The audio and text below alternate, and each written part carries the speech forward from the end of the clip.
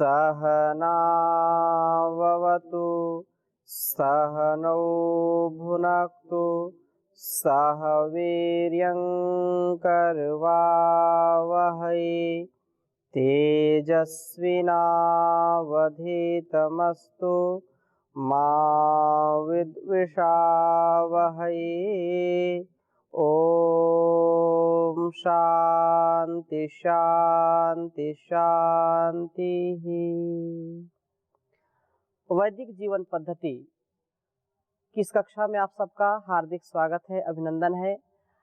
चर्चा चल रही थी अहिंसा, जो अष्टांग योग के अंतर्गत यम है। उस यम में जो अहिंसा है उसका हम स्वाध्याय कर रहे थे, उसको समझने का प्रयास कर रहे थे। यह जो साधन पाद का 30वां सूत्र है, उसमें विशेष रूप से यह जो यहाँ पर बताया गया कि अहिंसा सत्य स्तेय ब्रह्मचर्य अपरिग्रह, इसके भाव में यदि व्यक्ति जीता है तो निसंदेह उसका योग सिद्ध होता है। और जिसमें अहिंसा को सर्व प्रमुख रखा है, अहिंसा का तात्पर्य सब प्रकार से सब कालों में प्राणी मात्र को दुख न देना, किसी प्राणी के प्रति द्रोह करना, ईर्ष्या करना, क्रोध करना, समस्त व्यवहार हिंसा मूलक होते हैं। यदि हम किसी से ईर्ष्या करते हैं, आज का जो परिवेश है आप देखिए कि किसी न किसी से किसी न किसी रूप में व्यक्ति ईर्ष्या जरूर करता है। तो वे लोग बड़े सौभाग्यशाली हैं जिनको ईर्ष्या नामक यह शत्रु अपना शिकार नहीं बनाया। और जो क्रोध करना, ये भी जो है हिंसा मूलक है। जहां क्रोध आप करते हैं, जिसके ऊपर क्रोध करते हैं, वो हिंसा तो जरूर होती है। और हिंसा यदि आप क्रोध करते हैं, हिंसा करते हैं, तो आप योग साधक नहीं हैं। योग की साधना में बहुत ही तपस्या और बहुत ही जागरूकता के साथ आगे बढ़ने का क्रम रखना चाहिए। उनमें विशेष साधन के रूप में हम यहाँ पर अष्टांग योग का स्वाध्याय कर रहे हैं। कह रहे हैं कि हिंसारत पुरुष को कभी शांति नहीं मिल सकती। जैसे कि महर्षि मनु ने कहा, नहीं वैरेण वैराणी प्रशाम्यति कदाचन, अर्थात वैर भावना रखने वाले से वैर भाव कभी शांत नहीं हो सकती है। जो वैर की भावना रखता है, वैर जब है, किसी से द्रोह है, द्रोह से द्रोह को ठीक नहीं किया जा सकता, वैर से वैर की भावना को ठीक नहीं किया जा सकता है, क्रोध से क्रोध की भावना को ठीक नहीं किया जा सकता है। यदि कोई व्यक्ति क्रोध कर रहा है और कोई उसके क्रोध को शांत करने के लिए अधिक क्रोध करता है, तभी तो विवाद होता है, तभी झगड़ा होता है। क्रोध को शांत करने के लिए व्यक्ति को क्या करना पड़ता है? शांत रहना पड़ता है। भाई एक व्यक्ति क्रोधी है, कितना क्रोध करेगा? जब अगला व्यक्ति क्रोध कर रहा है या अगला व्यक्ति शांत है तो क्रोध करने वाला व्यक्ति शांत हो जाएगा। लेकिन यदि क्रोध कर रहा है और आपने भी क्रोध शुरू किया तो उसका क्रोध बढ़ेगा कि घटेगा? बढ़ेगा, स्वाभाविक सी बात है। तो वैर भाव को त्यागने के लिए वैर भावना अधिक बढ़ानी चाहिए कि वैर भावनाओं को छोड़ना चाहिए? छोड़ना चाहिए। ईर्ष्या यदि किसी से है और हमने जान लिया कि ईर्ष्या करना यह हिंसा है, अहिंसक बनना चाहते हैं, तो ईर्ष्या को छोड़ने के लिए ईर्ष्या की भावना जहां से उत्पन्न होती है, उस भाव को छोड़ना चाहिए या उसको बढ़ाना चाहिए? छोड़ना चाहिए। तो इसलिए इस भाव को छोड़ना अहिंसा का मूलक है। अहिंसा इससे उत्पन्न होगी। वैर की भावना को छोड़ दें, क्रोध की भावना को छोड़ दें और ईर्ष्या की भावना को छोड़ दें तो अहिंसा स्वयं प्रतिष्ठित हो जाएगी। अहिंसा का भाव हमको सच्चा साधक बना देगा। इसलिए यह परम आवश्यक है। हिंसा वृत्ति का परित्याग करना हमारे लिए अत्यंत आवश्यक है। और जो यह हिंसा का भाव उत्पन्न होता है या जो चीजें हैं, ईर्ष्या का भाव, द्वेष का भाव, क्रोध का भाव या एक दूसरे के प्रति जो हिंसा में लोग उतारू हो जाते हैं, उसमें क्या मूल कारण है? तो उसके मूल कारण में एक बात विशेष है कि जो इसी योग दर्शन के पहले पाद में 33वां जो सूत्र है, यदि आपके पास पुस्तक है तो उसको एक बार देखेंगे। ये बहुत बड़ी बात यहाँ पर कही है कि व्यक्ति ईर्ष्या द्वेष से, क्रोध से मुक्त किस स्थिति में हो सकता है। तो उसके लिए यहाँ पर बताया कि व्यक्ति जब दूसरे कोई अपने से बड़ा हो तो उसके प्रति हर प्रकार से यदि व्यक्ति बढ़ा होता है, धन से, धन बल से, बुद्धि बल से या अन्य किसी कारण हमसे बढ़ा हुआ है, तो वहां पर ये बात कही, मैत्री करुणा मुदितोपेक्षाणाम सुख दुख पुण्य पुण्य विषयाणाम भावना तश्चित्त प्रसादनम, कि उपासक जो है, योग जो साधक है, उसको यदि अहिंसक बनना है तो इन चीजों को धारण उसको करना चाहिए। उससे मन की शुद्धता, मन की जो निर्मलता है आएगी और व्यक्ति को हिंसा छू भी नहीं सकेगी। कह रहे हैं कि सुखी और भोग साधन संपन्न सभी प्राणियों के प्रति मित्रता की भावना करे।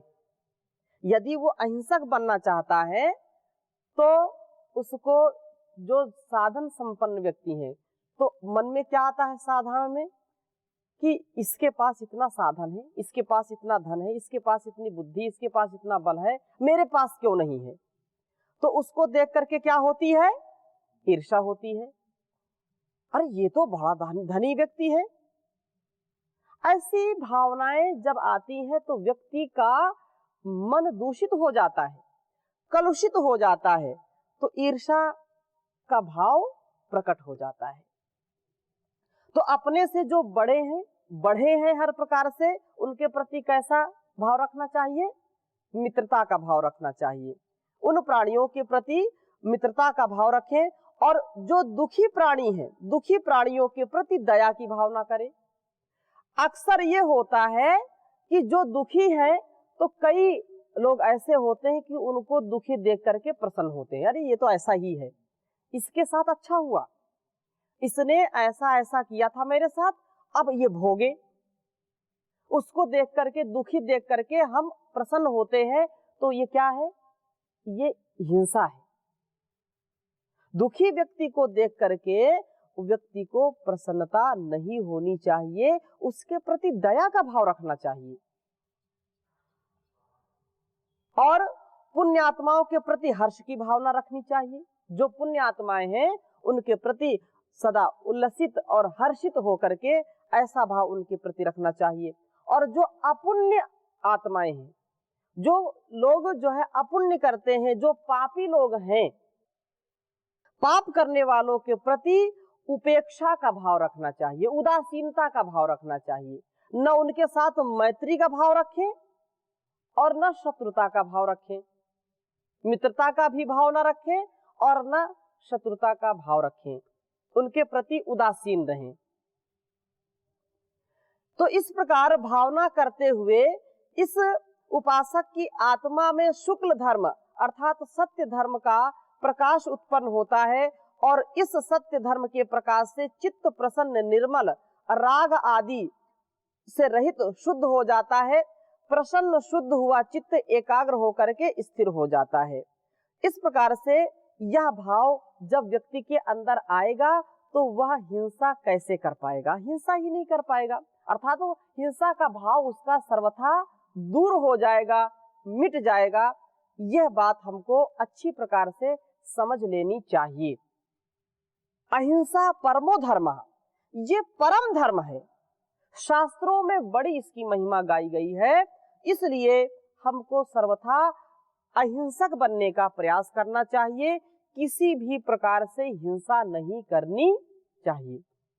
ओम स्वामी जी। स्वामी जी, आपने बताया कि ये हिंसा का मूल कहाँ से उत्पन्न होती है, जैसे थोड़ी सी चर्चा किए थे, फिर वो हिंसा का मूल जैसे जो हमारे अंदर तृष्णा है, हिंसा का मूल किसी के प्रति वैर का भाव है, वैर का भाव आएगा तो द्रोह का भाव आएगा तो वह अपने आप हिंसा में परिणित हो जाएगा, उस स्वभाव में आ जाएगा। यदि किसी के प्रति वैर आप रखते हैं, किसी के प्रति आप द्रोह रखते हैं, तो उससे निश्चित रूप से यह स्थिति उत्पन्न हो जाएगी। जिसके प्रति आपका जरा सा भी द्वेष है तो उससे हिंसा हो जाएगी। कब होगा द्वेष? जब उससे हमारी जो है सिद्धि नहीं होती, उसके द्वारा हमारी स्वार्थ की पूर्ति नहीं होती है। अथवा कुछ लोग ऐसे होते हैं कि अनावश्यक ही द्वेष ईर्षा करने लगते हैं। जैसे मैंने अभी एक जो है सूत्र बोला कि जो शक्ति संपन्न लोग हैं, जो हमसे बढ़े हुए लोग हैं, उनके प्रति कि मैं ऐसा क्यों नहीं हूँ, ऐसा ये है, ऐसा ये है, इसके पास इतनी धन संपत्ति है, तो उनसे क्या करता है व्यक्ति, ईर्ष्या करने लगता है। जबकि उनको देख करके क्या होना चाहिए, प्रसन्न होना चाहिए। और जो दुखी होते हैं उनके प्रति भी जो है करुणा का भाव दिखाना चाहिए। तो उनके प्रति हम क्या करते हैं, हंसी, और उनके प्रति हम प्रसन्नता का भाव रखते हैं, ये तो ऐसा ही है। तो यहां से ये हिंसा शुरू हो जाती है। कोई व्यक्ति विकलांग है तो उसको देख करके कुछ, अरे ये देखो ये आ गए, ये ऐसा है, तो उसको देख करके भी उसकी हंसी उड़ाना, खिल्ली उड़ाना, ये भी हिंसा है। यदि वह दुख में है तो उसके प्रति करुणा का भाव रखना चाहिए। इन छोटी छोटी चीजों से हमारे अंदर हिंसा का भाव उत्पन्न होता है, और इन छोटी छोटी चीजों में जब हम संभल करके आगे चलते हैं तो हम धीरे धीरे अहिंसा का प्रभाव अपने ऊपर जमाते जाते हैं, अर्थात हम अहिंसा प्रतिष्ठित अपने अंदर करते हैं। जी ओम स्वामी जी, ये वैदिक जीवन पद्धति वैराग्य आध्यात्मिक के लिए या सामान्य लोगों के लिए? क्यों कहावत है कि लोहे से लोहा काटा जाता है जी। और हाँ, कोई हमसे बैर करता है, जी। यदि हम उससे नहीं बैर नहीं करेंगे तो वो हमारे ऊपर हावी होगा, हमको ज्यादा सताएगा। फिर दोनों बातें इसमें हैं। जैसे मैंने पहले कहा था पिछली कक्षा में कि सठे साठ्यम समाचरित, सठ के साथ सठता पूर्वक व्यवहार करना चाहिए। तो यहाँ पर अपने लिए नहीं, व्यक्तिगत जीवन में यदि कोई हमसे वैर रखता है तो हम उससे वैर ना रखें, ये हमारी उदारता है। कोई हमारा गलत करना चाहता है, हमारे लिए कोई शूल बो रहा है, रास्ते में कांटा बिछा रहा है, तो व्यक्तिगत जीवन में उदारता यही है कि उसको जो है एक बार दो बार उसकी उपेक्षा करें, उससे उलझने का प्रयास ना करें। तो यह जो आपने प्रश्न पूछा कि यहाँ पर यह सबके लिए है या केवल योग साधकों के लिए है, तो योग साधकों के लिए तो अनिवार्य है, ये 100% अनिवार्य है। ये सार्वभौमिक सत्य है, इसका पालन उसको करना ही पड़ेगा। यदि ये व्रत का पालन नहीं करेगा तो वह कभी साधना की जो अंतिम स्थिति है उसको प्राप्त नहीं कर सकता है। परंतु जैसा हमने पहले कहा था कि ये अष्टांग योग राष्ट्र के लिए, समाज के लिए, परिवार के लिए अत्यंत आवश्यक है। इसी से सबकी उन्नति होगी। तो वह सबके लिए है, चाहे वो गृहस्थी हो, वानप्रस्थी हो, सन्यासी हो, चाहे वह युवक हो, युवती हो, चाहे वह शिक्षक हो, विद्यार्थी हो, जो भी इसका पालन करेगा उसके जीवन में सुख और शांति का आधान होगा। इसकी चर्चा हम और आगे बढ़ाते हैं कि जो हिंसा का भाव है वह हमारे अंदर से जाए, हम अहिंसक बने। इसके लिए पहले हम कुछ हिंसा के विषय में चर्चा करते हैं कि हिंसा का स्वरूप क्या है, और हिंसा का जो लोग अपने जीवन में विशेष महत्व देते हैं, वो जैसा आपने कहा कि भाई हम तो लोहे से लोहे को काटते हैं, हाँ, ये एक ठीक है, लेकिन ये सर्वथा सत्य नहीं होता है। अग्नि में अग्नि डालने से कभी अग्नि बुझती है क्या? अग्नि में अग्नि डालने से कभी बुझती नहीं है। क्रोध से क्रोध को कभी शांत नहीं किया जा सकता है। हाँ, कुछ लोग क्रोध, जो ज्यादा बलशाली होगा, अधिक क्रोध करेगा, तो जो कम क्रोध करने वाला है वो चुप हो जाएगा, लेकिन उसका क्रोध शांत नहीं होगा, वो अंदर अंदर ही उसका क्रोध बढ़ता ही रहेगा। और जिस दिन वो आपसे ज्यादा शक्तिशाली हो गया उस दिन आपको दबा देगा। आपने कहा अग्नि से अग्नि बुझती है क्या? जब जंगल में बड़ी आग लगी रहती है तो अग्नि जलाकर बीच में रास्ता बनाते हैं उस आग को जला के, जो आग बुझाने वाले दस्ते होते हैं, तो वो आग बुझाने के लिए जरूरी होता है कि वो आग जला के रास्ता बना दे ताकि वो आग आगे तक ना फैले और आगे जंगल को ना जलाए। तो उस एवज में तो ठीक है कि हिंसा, थोड़ी बहुत हिंसा करने से बड़ी हिंसा रुकती है। तो हमने ये कहा, आपने स्वयं स्वीकार किया इस बात को कि बड़ी हिंसा को समाप्त करने के लिए छोटी हिंसा करनी चाहिए। तो उसको तो शास्त्रों में भी उसकी स्वीकृति है कि जो हिंसा फैलाता है उसकी जो है दुर्गति, उसको दंड दिलाना, उसको जो है सजा देना, ये तो हिंसा नहीं है। क्योंकि बड़ी हिंसा को वो फैला रहा है, बड़ी हिंसा से लोगों को ज्यादा पीड़ा होगी, तो उससे एक व्यक्ति की हिंसा कोई हिंसा नहीं कहलाती, तो इसमें कोई वो नहीं है। तो यहाँ पर हिंसा कितनी हमारे लिए अकल्याणकारी है, कितना हमको यह पीड़ित करती है, उसके विषय में एक श्लोक आपके समक्ष में रख रहा हूं।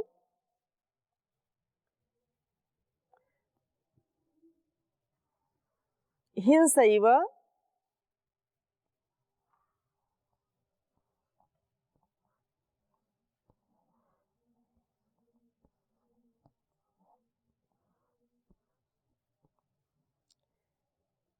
हिंसैव दुर्गते द्वारम। जो लोग हिंसा करते हैं उनको इस बात को समझ लेना चाहिए।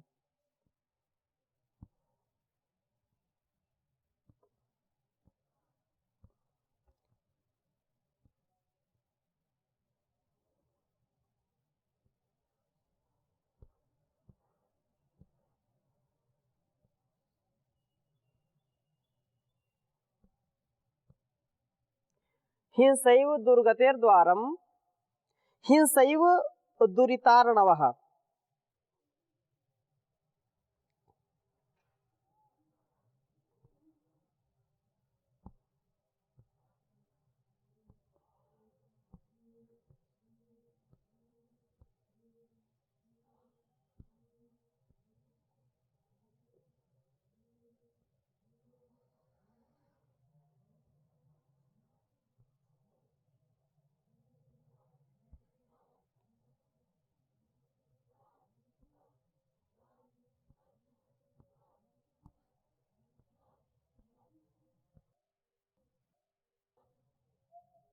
और आगे कह रहे हैं हिंसैव नरकम घोरम। घोर नरक में जाना है तो हिंसा करिए, यदि नरक से बाहर आना है, नरक में नहीं जाना, तो अहिंसा का पालन करिए।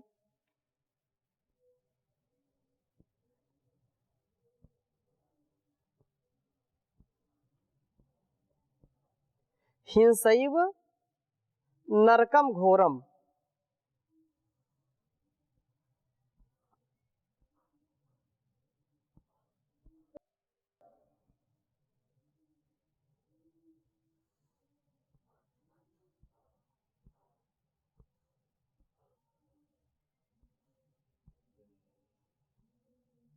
हिंसैव नरकम घोरम हिंसैव गहनम तमः। बहुत ही सुंदर श्लोक है यह, आप इसको स्मरण कर सकते हैं।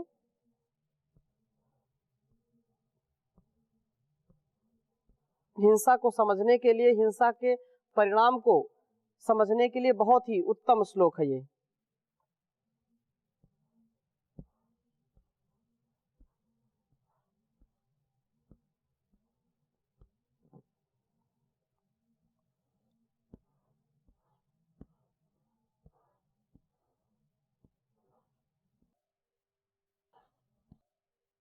उच्चारण करेंगे।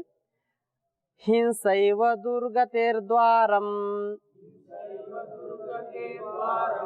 हिंसैव दुरितार्णवः हिंसैव नरकं घोरम हिंसैव गहनम तमः।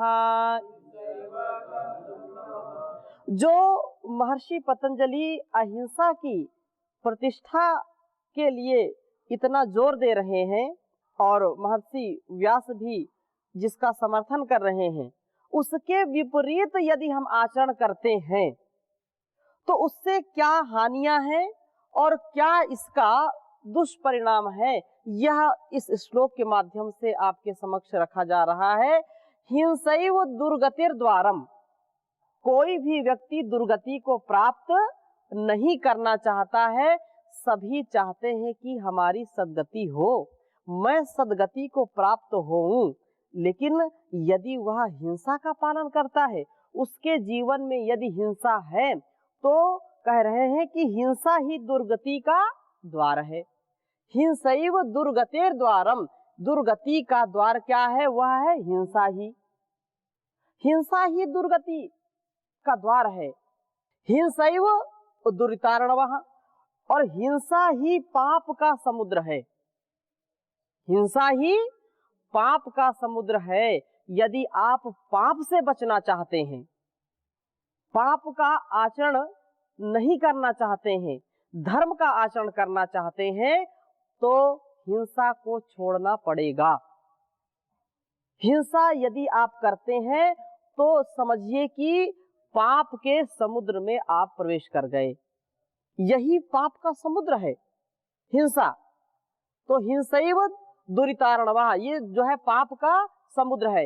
हिंसैव नरकम घोरम, घोर नरक है। हिंसा ही क्या है? घोर नरक है। क्योंकि हिंसा जो व्यक्ति करता है, कभी एक क्षण के लिए भी सुख और शांति उसको प्राप्त नहीं होती है, अशांत रहता है। कभी भी उसको प्रसन्न आप नहीं देख सकते। हो सकता है ऊपर से वो प्रसन्नता दिखाई पड़ती हो, वह प्रसन्न दिखाई पड़ता हो, लेकिन अंदर से वह ग्लानि से, परेशानी से, हताशा से, निराशा से, तनाव से बहुत ग्रसित रहता है। अनेक प्रकार के मानसिक और शारीरिक रोगों से वह प्रताड़ित रहता है। इसलिए यह यदि नरक से कोई बचना चाहता है तो उसके लिए क्या करना है? अहिंसा का पालन करना है। यदि हिंसा करेंगे तो नरक भोगेंगे, निसंदेह, उसमें कोई संदेह नहीं है। और आगे कह रहे हैं हिंसैव गहनम तमः, हिंसा ही गहनतम है, गहन अंधकार है। हिंसा से बढ़कर के कोई बड़ा अंधकार नहीं है। क्योंकि आप हिंसा कर रहे हैं, आप आत्म अनुकूल आचरण नहीं करते हैं। यही तो बात कही ईशोपनिषद में कि असुर्या नाम ते लोका अंधेन तमसावृता तास्ते प्रेत्यापि गच्छन्ति ये के चा आत्महनो जना। जो अपनी आत्मा की प्रेरणा को नहीं स्वीकार करते हैं, अपनी आत्मा की आवाज को नहीं सुनते हैं, उसके अनुसार नहीं चलते हैं, वह हिंसा करते हैं। जब अपनी भी हिंसा करते हैं और जैसा आत्मा प्रेरणा कर रही है वैसा आचरण नहीं करेंगे, तो इसका मतलब क्या है? समाज में वह गलत कार्य कुछ ना कुछ जरूर करेंगे। तो यह बहुत बड़ी हिंसा है और यह इससे बड़ा कोई अंधकार नहीं जहां पर व्यक्ति को कुछ सूझता नहीं है। जी ओम स्वामी जी, जी जैसे कुछ किसान है जैसे रेशम कीट करते हैं, जी जैसे मछली पालन करते हैं, भेड़ पालन, जी जी जैसे कुछ वृक्ष ऐसे होते हैं जो व्यापार के लिए लगाए जाए, वो भी हिंसा है क्या? बिल्कुल आपने ठीक पूछा। यहाँ पर कुछ व्यापार ऐसे आजकल के हो गए हैं कि जिनको लोगों ने मजबूरी अपनी समझ ली है और ये कह कर के अपना पल्ला झाड़ लेते हैं कि क्या करें, ये तो हमारी रोजी रोटी है। जो कसाई है वह निर्जीव जीवों की हत्या करता है, गले में छुरी चलाता है और बोलता है कि ये तो हमारी रोजी रोटी है।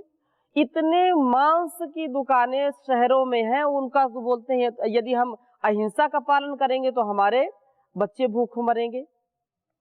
और जैसा आपने संकेत किया कि जो रेशम की खेती करते हैं, या आप इस प्रकार से यदि विचार करेंगे तो बिना हिंसा के कोई भी कार्य नहीं कर सकते।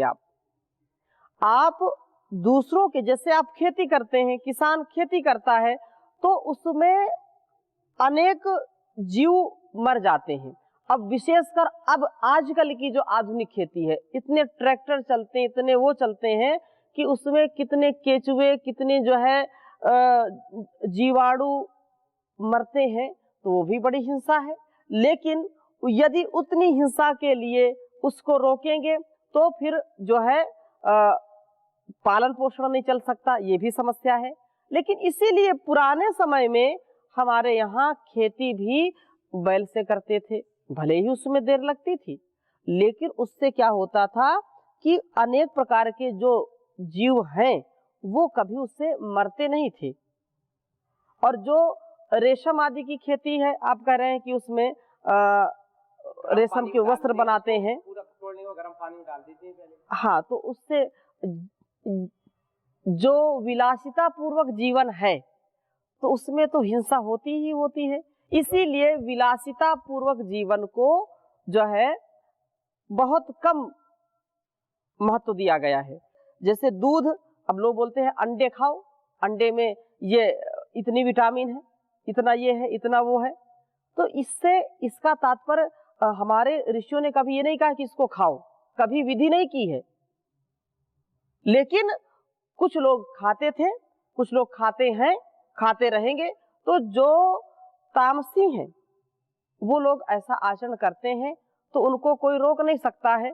ये समाज में हमेशा से रहा है और रहेगा। परंतु विद्वता पूर्वक, ज्ञान पूर्वक व्यवहार करना ये मनुष्यता है, विचार पूर्वक व्यवहार करना ये मनुष्यता है। इसकी चर्चा और जो शंकाएं हैं हम आगे और इसकी चर्चा करेंगे। अभी यहीं पर विराम देते हैं। ओम शांति शांति शांति।